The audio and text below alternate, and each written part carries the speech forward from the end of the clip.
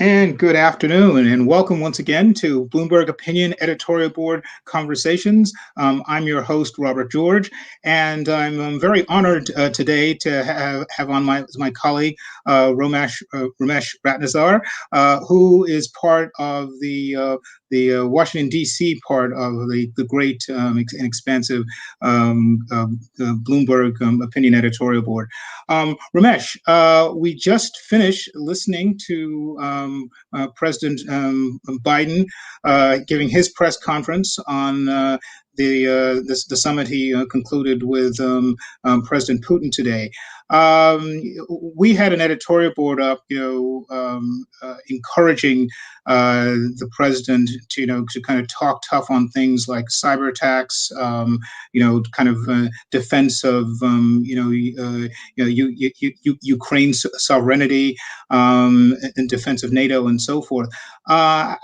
Based on what we heard from both President Biden and, in fairness, President Putin as well, how do you think the summit went? How do you think the president did? Well, I think the expectations were pretty low, as we pointed out. There was not really any chance this was going to produce, any kind of major agreements. And to some extent, I think both sides were trying to avoid, making the relationship worse than it already is. And it is in, pretty rocky shape at the moment. Based on what both presidents said coming out of it, it sounds like, the tone was constructive. There is the foundation for some dialogue going forward on a few issues. I thought President Biden, coming after Putin, I think made a point of stressing that he had raised these tough questions and had sort of, asserted America's position. I think, Putin seemed to depict the meeting as sort of, if not a love fest, then something that was sort of highly cordial. And, he said there was no hostility. And I thought Biden was, to some extent, making an attempt to say, well, there were some sharp disagreements and we aired our differences. All that said, I think Biden did say that there was, I think, echoed what Putin said about the tone. So, I think both sides got what they came for, and how much of a difference it makes going forward, remains to be seen. It struck me that the president seemed to underscore the United States' commitment to human rights, and putting that in the context of arguing for the fairness of releasing Navalny, and such issues. Is it my mistake, or is that idea of an assertive U.S. policy that underscoring human rights, is that sort of a kind of going back to the future? I mean, it's not as overt as say Jimmy Carter, but it seems to be a little bit more prevalent than even say President Obama was saying just a few years ago. Yeah, I mean, I think that's probably true. I think it was more front and center in a way, certainly in Biden's statement coming out of the meeting. He really emphasized that. And again, that may have been partly in response to the way in which Putin sort of dismissed the questions about Navalny in his press conference. I think there's always been this tension in our relationship with the Soviet Union during the Cold War, and now with Russia, between sort of strategic interests and the need to have a relationship and a dialogue around things like nuclear weapons and avoiding a major disastrous military conflict, and human rights, and kind of the domestic political situation in both countries. And that was something, a balance that presidents have always had to strike. And I think that was, to some extent, has been left off the table, human rights and kind of, political openness in Russia, as you said, for the last couple of administrations. I do think Biden wants to bring that more front and center. And I think he's under some pressure domestically in the United States, I think, to show that he's not going to duck that question in the interest of this larger goal of improving or stabilizing the relationship with Russia and getting cooperation on some of the strategic issues that are of great concern to the U.S. So I think again, I don't know whether it's going to make much of a difference, and I doubt it will in terms of what Putin does internally, and I think Biden knows that. But it is important to raise this in part to just kind of demonstrate that this remains a core value of the United States, and that we do stand up for these things, even when they sometimes raise and create some uncomfortable conversations.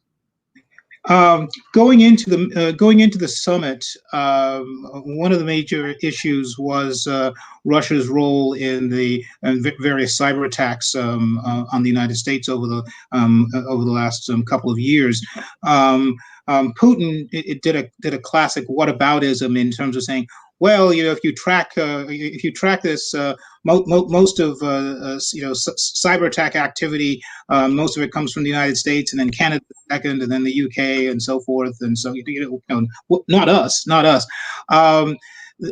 President Biden, meanwhile, sounded like they were sketching out a framework. What is acceptable cyber intrusion versus unacceptable? Talk about that, because some people listening to it saying, why don't we just say that cyber attacks are completely off the table? I mean, what's going on here? Yeah, I mean, I think there is obviously, this is an area that is still emerging, and the kind of nature of cyber is is still evolving, and I think there's increasingly, I think, a sense in the United States, and perhaps in Russia too, that governments need to take a bigger role in creating some kind of framework in the same way we have them for conventional weapons, that to sort of limit the potential damage that cyber weapons can do to respective populations in different countries. And I guess I don't know that much is going to come of this. I think starting the conversation and pointing toward the possibility of creating some kind of international norms around cyber is a discussion that's going to happen, and this might help to start it, but it's going to have to happen in a much more multilateral setting, it seems to me, for it to be effective. I don't think we're going to see much change in behavior from Putin, and I think that the administration needs to have their eyes open about that, and to some extent, it's fine to talk about the possibility of having a kind of dialogue about creating international norms, but there also has to be pretty serious sort of consideration and a serious strategy to contain what either the Russian state or those operating from within Russia are able to do, because I think there's not much at this point that seems to me is going to suggest that this activity is going to stop. Right. Well, we mentioned Putin's classic whataboutism. I mean, we had when asked about his treatment of Navalny and the opposition movement, he went to January 6th and Black Lives Matter and said, well, you you're shooting protesters in the U.S. Capitol. I mean, did Biden need to confront that more? I mean, he sort of, it seemed to me he mentioned it in passing, but um, the concept of rule of law, obviously, in Russia is literally a foreign concept. Though Putin use that terminology, saying, well, they broke the law, so what are you going to do? What does Biden need to do? What does the United States need to do more, given some of these issues that are festering at home? I think it is it's a real challenge for our foreign policy, and our ability to promote our values and to bring people over to our side, if the American system at home is seen to be broken, is seen to be hopelessly divided, beset by sort of chaos and instability. That the American model may not look as appealing, and I think I think Putin understands that, and I think part of what he was doing is driving home that point to both a domestic audience in Russia, but to some extent populations and people in countries that are sort of contested in that gray area between East and West, where this contest is playing out, and he does not want people in eastern Ukraine or in the Baltic states, or in the Russian periphery, to see the West as a model that they want to emulate and be a part of. And so anything he can do to highlight the divisions and the contradictions and hypocrisies in the United States, he's going to do. There's not much Biden can do in the moment about that. I think there are lots of things I think you and I and others have tried to talk about and sketch out in terms of rebuilding and restoring the sort of integrity of American democracy that needs to happen. But that is a longer term project that's not going to be not much Biden could do about it, I think, today. Exactly. So going back over the last week or so, and like looking at this in terms of the big picture, how do you think Biden did in terms of sort of trying to kind of reset the U.S. Internationally, both in terms of G7, NATO, and Russia? I think that he did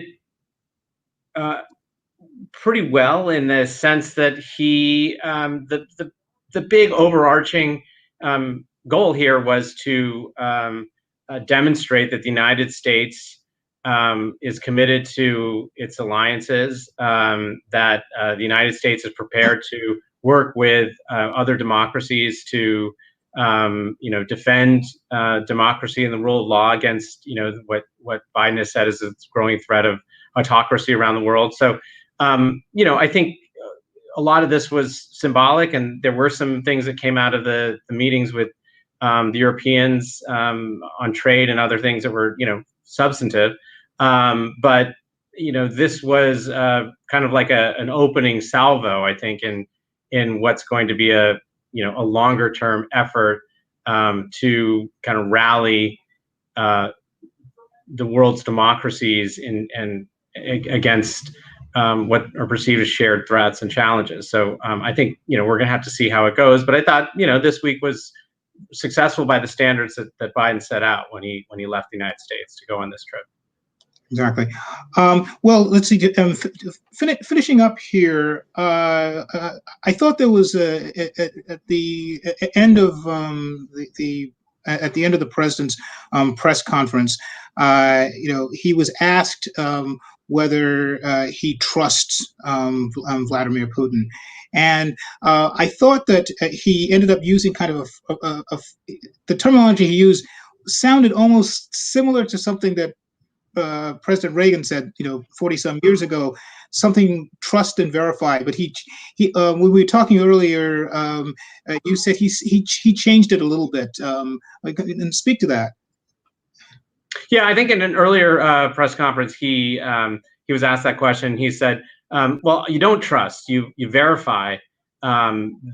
International agreements or agreements you make with your adversaries should never be built based on trust. They should be based on verifiable commitments, and you measure, your willingness to work with that person or that partner or adversary based on whether they live up to those commitments and whether you can verify them." And so, I think that's the right approach with Putin. I mean, there's no, when George Bush said that he looked into Putin's eyes and saw into his soul, and Hillary Clinton presented Putin's prime minister with the reset button. I mean, these things that you can't just sort of.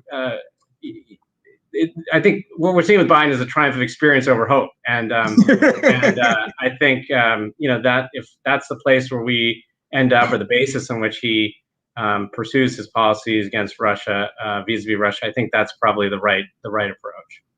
Okay. Well, I think by my count, Vladimir Putin is on his 5th American president. So maybe fifth time will be the charm. Romesh Ratnasar, my dear editorial board colleague, thank you very much, and thank you all tuning in. And we'll be back next week with another Bloomberg.